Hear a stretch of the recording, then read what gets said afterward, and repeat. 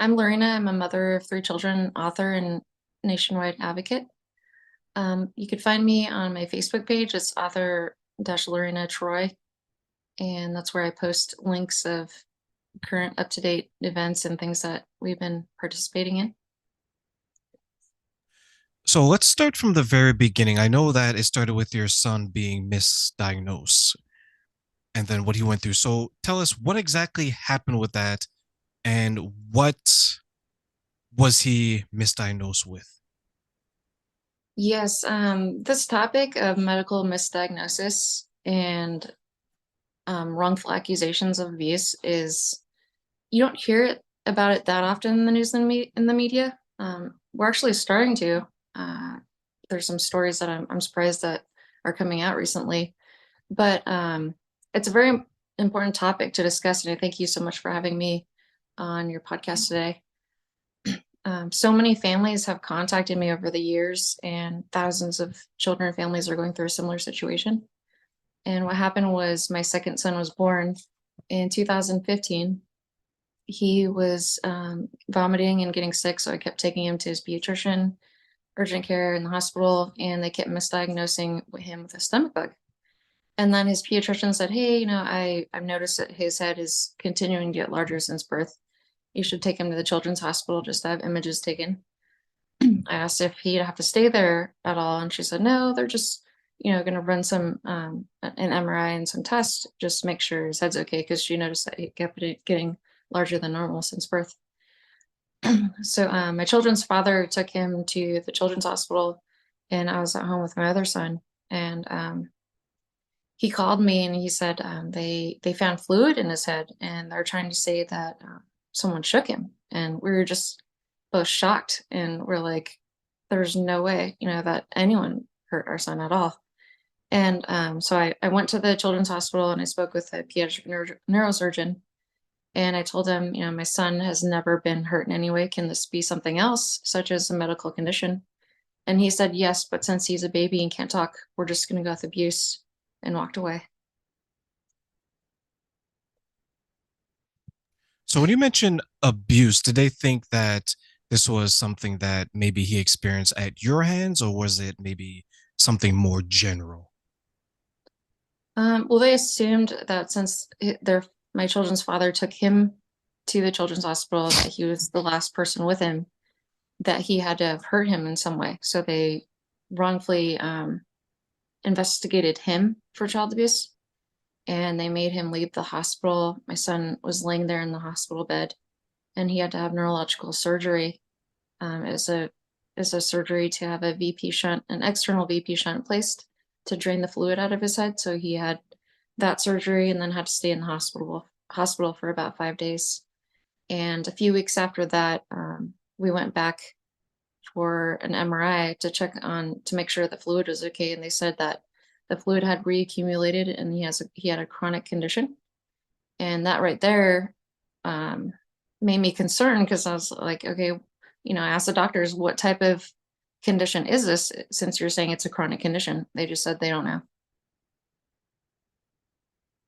I know there's times here in Canada that the abuse or the alleged or even the thought of a child going through it is so serious. And a lot of people take it maybe a little bit to the extreme where they will see any indication, at least in their mind, that something is going wrong. But in a lot of times, I would say that's probably not the case because I think we have this innate, feeling, or at least response to protect children at all costs, right? If we see a little scratch, if we see unhappiness, things of that nature, we want to make sure that the child is okay. And sometimes instead of asking questions or maybe trying to understand what has happened, we automatically will jump to conclusions and say that, hey, it has to be this because of whatever signs that we think we saw instead of maybe what's reality. Could it have been maybe there was a confusion between people just misinterpreting what they saw and automatically becoming accusatory instead of becoming understanding? Well, what's confusing is they have a whole care team, which is a whole group of doctors that specialize in child abuse. They made my son undergo like so much testing that was not necessary, like MRIs and so much radiation that they subjected him to that they didn't need to because it seemed like they're more focused on finding abuse than treating my son for a condition, a medical condition. And I think that sometimes the doctors may lean way towards the side of caution so that if they do miss something, they're not held accountable. But when that happens, they don't realize how much it drastically affects the lives of the children and the parents and the family. How has this situation impacted you and the and everyone involved, knowing that there's this situation hanging over your head, and as it starts to maybe gain a little bit of momentum, maybe starting to wear on the family involved? We're just in complete shock. Here we were taking our child to a children's hospital and to doctors because he wasn't feeling well before. And then out of precaution, his pediatrician wanted us to take him to the hospital to have images taken just to make sure he was okay. But as a parent, you're doing the best you can to take care of your child and taking them to get medical care, and then it gets turned around on you for child. You're investigated for child abuse.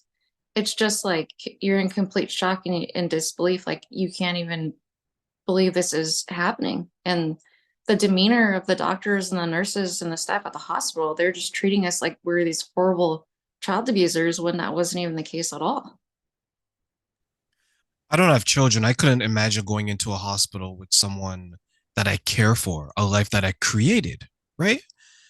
You're giving, it's literally and metaphorically a piece of you, and you're bringing them because you're concerned, you're caring, and then it goes from the care to now, wait a minute, instead of you being protective of your child going through this, now there's other people that want to protect your child from you. Like, Yes. when you look at how quickly that has turned around, how did it make you feel, not only as a parent but as a person? I was just completely shocked and surprised because I mean, it's like you're completely innocent and you know nothing, you did nothing wrong, and you try to explain that so many times to so many different people and no one listens.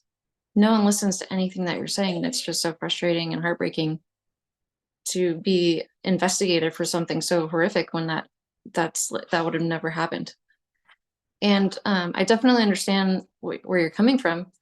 um, Families people have contacted me that they don't have children, but they have family and friends that have children. And if you could imagine like this happening to your niece, your nephew, your friend's children, it's completely heartbreaking because they're reaching out to me for some type of help. Like, how did you get through this situation? That person is crying because they're seeing their family and their friends' children go through this. It affects like so many people that are around the family, your immediate family and your friends, they're really affected by it as well. How are you getting through this situation currently? Honestly, through prayer and faith and support from my family and friends, and just trying to stay strong and just trying to help turn our pain into purpose to try to help other people that are going through a similar situation and to raise the awareness so that other people can also find the strength to stay strong and know that they're not alone. I've I don't know if I didn't I don't know if I shared this, but I took law in school. And there's like a number of case studies that we had to do. And sometimes you'll come across, let's say, people who were serial killers or people who were abusive to animals or even abusive to children. And then you begin to characterize certain people based on these behaviors because they have all of it exhibited a certain personality type, right? Or certain characteristics of that person. And a lot of times they came across as, let's say, maybe charming. They came across as, the old joke like Dr. Jekyll, Mr. Hyde, where in public they're this perfect person, right? Like the envy of the town. But behind closed doors, it's a totally different story. And many times it's like a dark, story. So I can understand where people were trying to be protective of each other because there's laws in certain places and no one is more vulnerable than a child. But when I look at the parents that I deal with, and many of them have the love of their child, right? Like they love their child more than anything in this world. They love their child more than life. I couldn't Mhm. imagine one of them coming to me and saying, Terrain, I went to the doctor just for a checkup because, there's something that I noticed with my child. And now I'm being accused of this. Now my life is upside down. And I think maybe one of the biggest fears outside of maybe losing their child over something that isn't necessarily their fault is probably the judgment in the court of public opinion, Mhm. right? As this has been happening to you and those involved in your family, have you noticed any shift maybe in how people are interacting with you or viewing you as you go through this? Well, the great thing is that our family and our friends know us very well. And, since we're children. And my cousin actually called me. She is an attorney in Los Angeles. And she said, I know that you and Jason, their father, would never hurt your children. You hire your own attorneys and you fight this. And I'm so thankful that she told me that because in this situation, you have no idea what to do. You're just completely shocked and caught off guard. Like, how do you get through this situation? You're completely devastated that your child is laying in a hospital bed, your baby. Like, my son was only 5 months old and he had to have neurological surgery. And the thing is, there was zero evidence of any child abuse. And I just knew in my heart that my son was never hurt in any way. And CPS actually showed up at the hospital and they told me if you don't sign the safety plan, I will contact the DA and I will have your children taken from you right now. So we felt that we were coerced and forced to sign that safety plan. They made my children's father, leave the hospital. I had to be supervised with my children at all times. And after the safety plan had expired after 30 days, there was zero contact from CPS at all. I told my attorney at the time that we had a planned visit to go visit family in Oklahoma. And he said, okay, since the safety plan is expired, just, still follow what it says. And I'll reach out to CPS and let them know that you're going to go visit family. Um, while I was in Oklahoma, I also took my son to a second opinion to get a second opinion at a children's hospital. And while my son, while they were seeing my son, they actually told me, they said, CPS Texas is calling us and they're telling us to take your children from you right now, that they're in immediate danger. And I told them my son is not hurt in any way. They did an exam. They said he was completely fine. And they reached out to CPS Oklahoma, where we were visiting our family. And CPS Oklahoma did their own investigation. And she said that CPS Texas is saying that your children are in immediate danger. They're telling me to take them from you right now. So she did her own investigation for about 3 hours. She met her whole family that was with us. She met my children and looked at the medical records, saw that I was taking my son to see doctors. And she said, I deem your children safe. I will not take them from you. And CPS just ignored, CPS Texas ignored what they said. And they illegally crossed state lines and took my children from me. Was this something that they thought was maybe more so on the father of the children, or is it more so you, or was it like both being accused of doing this? They actually wrongfully charged their father with two serious felonies of injury to a child. And he was in complete shock because, there's no evidence of any child abuse. He didn't do anything wrong. He had a top secret government and military security clearance. And we both have clean backgrounds. And this really ruined our lives. Like, he lost his job because he was traveling. He had to travel to different military bases and he couldn't continue to do that. So he lost his job, lost his career, lost his top secret clearance. They put him on house arrest for a month and they treated him like a horrible criminal when he was in fact innocent. So not only did we have to hire two attorneys for family court, he also had to hire a criminal defense attorney to defend him in court. And we also had to go to family court to fight for our children because they were wrongfully taken. So when you're looking back and you're sharing this story and you're in a reflective position now, how surprised are you how quickly things have escalated to the point to where you are now, where you have lawyers involved, you had the father of your children impacted in this way financially and professionally, and you are now fighting to get your children back? Honestly, it's taken years to heal from the emotional trauma of when the sheriffs showed up with their guns and badges and CPS, and they just ripped my children out of my arms. My baby, he was only 5 months old at the time. And my 4-year-old, who's really scared, he's like, Mama, are they gonna hurt me? And just honestly, like the memories and the flashbacks of everything that happened that day, it's taken years to heal from that. And just what hurt me the most is you just feel like, as a parent, you try so hard to take the best care of your children that you possibly can.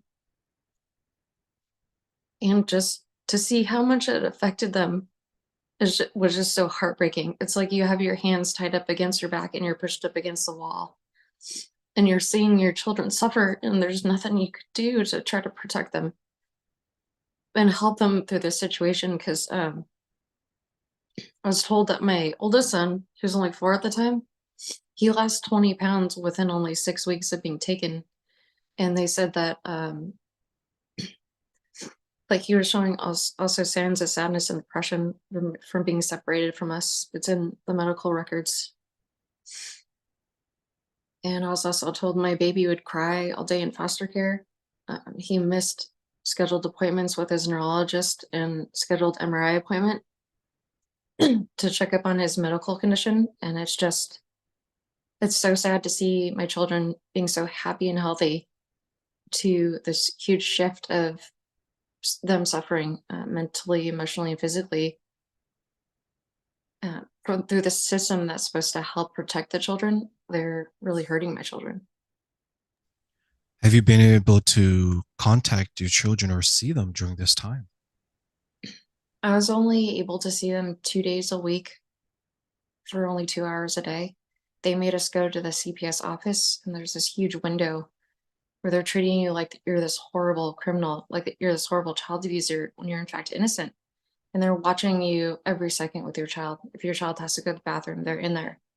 It's just like so humiliating, and you just feel horrible. The place isn't very clean either, so it's just a horrible situation. And then after the visits, my children would cry, especially my 4-year-old. He'd cry and he'd beg me, and sorry. He would just say, Mama, can I please come home? And we would just have to tell him, we're so sorry, we're trying our best to fight to get you back, but it's just taking time. And people don't really understand unless you've been through this situation. There's so many things that they make you do to prolong them from giving you back your children. You have to take mandatory psychological evaluation. You have to go to therapy, you have to take classes. There's so many things, there's so many hoops that you have to jump through to get your children back, and they're often taken for a year, few years. Some parents lose their children forever. They have their parental rights terminated and they adopt the children out to non-family members. And the parents did nothing wrong. And that's why it's so important to speak about this. So, what are some of the ways that maybe you'd want to share that can help parents who are seeing themselves maybe in this situation or who believe that the situation is on the horizon for them and you can better prepare themselves because you've gone through it, you're still going through it, but you have a little bit maybe more insight than they do. And you remember how it was, you're totally caught off guard. You didn't know what to do. You're in your feelings because this is a very, very emotional situation. So how would you want to maybe help prepare them to make sure that this doesn't happen to them? Well, it took 5 months of going back and forth to court with our attorneys. We had to do everything that they asked of us. We took the psychological evaluations, therapy, protected parenting class. Um, and after 5 months, our children were given back to us, and that was the best day of my life to for the judge to say, the children are okay to go back with their parents. And it took a year for that case to get dismissed. What happened was CASA, the caseworker, CASA is a child advocate through the court system. And they told me that they went to the CPS office and looked at both of my children's files. And he said, I found zero evidence of any child abuse. I'm going to go to court and request for this case to be dismissed. And thankfully, the case was dismissed after 12 months. And sorry to answer your question. I found that it's, let me let you know what his correct diagnosis is. Because through hiring, by having to hire the criminal defense attorney, he said, let me look at the medical records. You'd be surprised at what you could find in there. So he took a few months, looked at the medical records, and called us and said, I need to have a meeting with you. This is really important. In that meeting, he told us, I found that they told my children's father, you're in fact innocent. He said, I found that your child had a birth injury. So he hired a medical expert. The medical expert confirmed that my child had a birth injury, and he has a medical condition called benign external hydrocephalus. And it took 2.5 years for the criminal defense, the criminal case to be dismissed. And the most important thing to help other families that are going through this situation is that it's so important to record everything. If you're in a state where you're allowed to record and document everything, and request all of the medical records.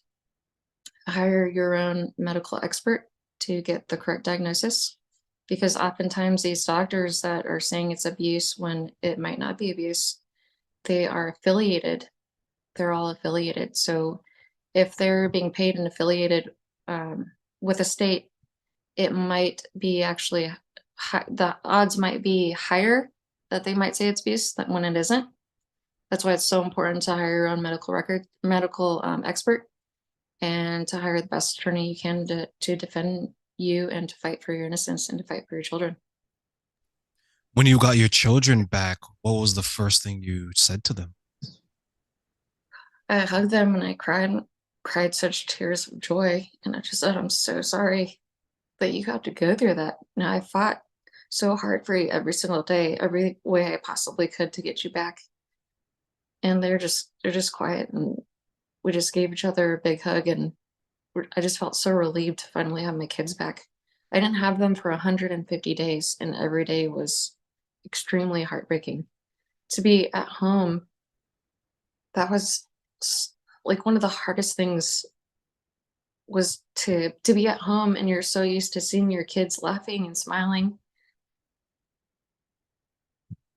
and all you hear is just silence, and all their stuff is there and they're just not there. It's completely heartbreaking. Now that you have them back, and the trauma, I would guess now for you is a little bit different because when you went there, it was, I want to get my kids, I miss them, they miss me. Now that you have them back, I always wonder for children, for them, their perspective, that must have been totally scary from them to be taken from something that it's all that they know. They only know the both of you, they only know the home. I know that they're still very young, but have you had a conversation where you were able to maybe get out of them what they were experiencing during that time away from their mother and their father?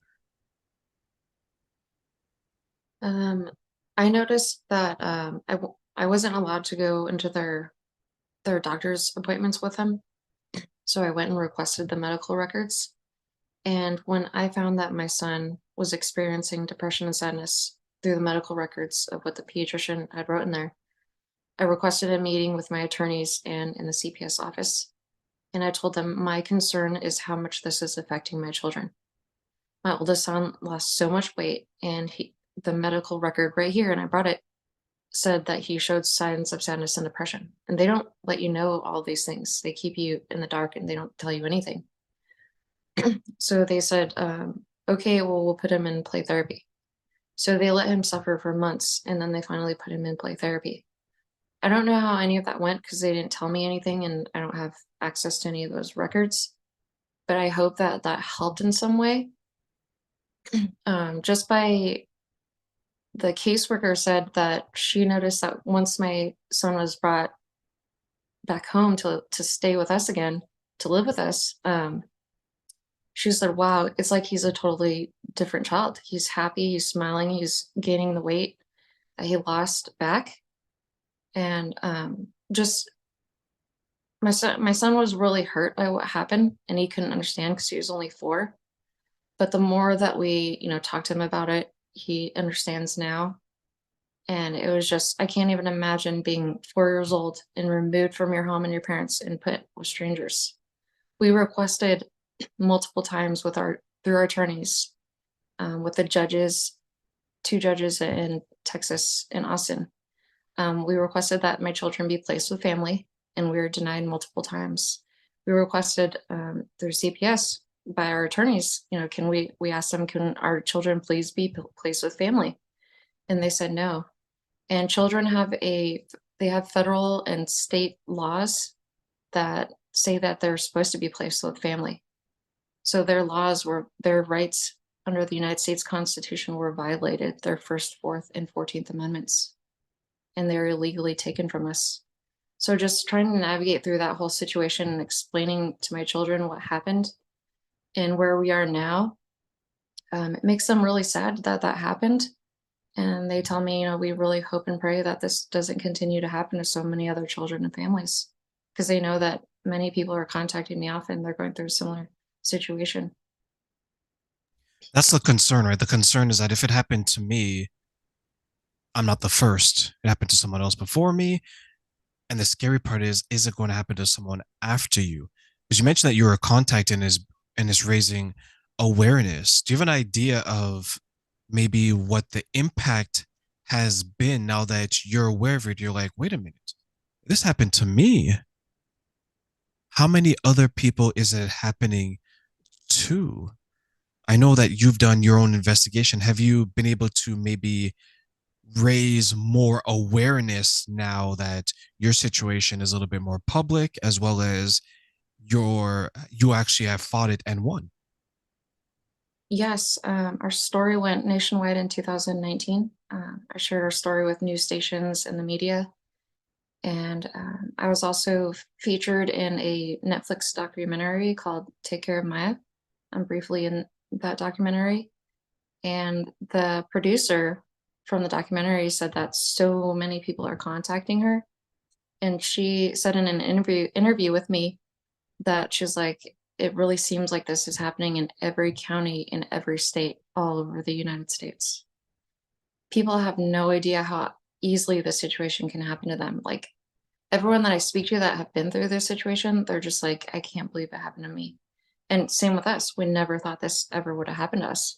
And it really doesn't matter which career you have, which race you are, how much money you do or don't have. It's happened to many people, like engineers, doctors, people in the military and the government, teachers, firefighters. Like, you wouldn't think this would happen to them. Nurses, like this is happening to doctors actually being wrongfully accused of child abuse as well. And it's just shocking.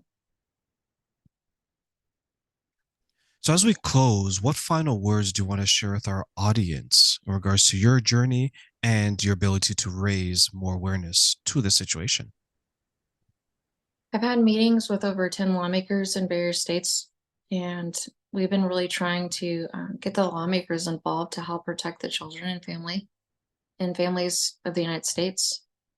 And we hope that by filing our federal lawsuit, that we can finally see justice after 9 years. And we hope that it can help set precedents for other families that are going through a similar situation. And we hope and pray that it can change laws, like a federal law that would allow parents at least a second opinion. Because in Texas, I shared my testimony at a legislative hearing at the Capitol building in Austin, Texas. And we, along with other families and organizations, we fought to have a law passed that would allow parents a second opinion. It took 2.5 years to get that law passed, but we hope that hopefully it can help prevent an emotional and traumatic wrongful removal if the parents are given the right to a second opinion. I asked for a second opinion and I was denied. They said, no, we don't feel it's necessary. I asked if my son could see a neurologist and they said, no, the Children's Hospital would not let my son see a neurologist. So we really hope that by raising awareness and sharing our story, that it can help bring change all across our nation, because thousands of families are going through this and they need help and they need encouragement, and just to know that they're not alone and to stay strong and to never give up.